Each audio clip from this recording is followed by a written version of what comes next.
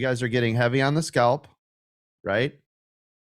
And then when it does any type of move, because you're so heavy, you get stopped out, right?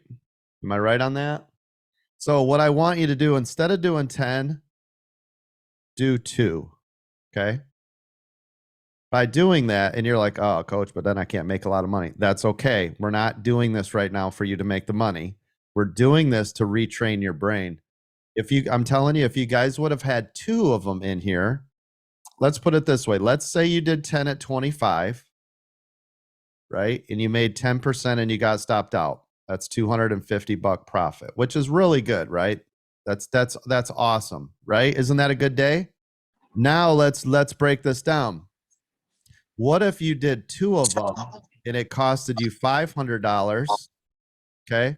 Let's also look at your risk. If you did 2,500 and your risk was 25 to 40% or whatever your risk tolerance is. So let's look at it. Let's look at this in another light. Here's what I want you to do, and this is what should have happened until you condition your brain to do this.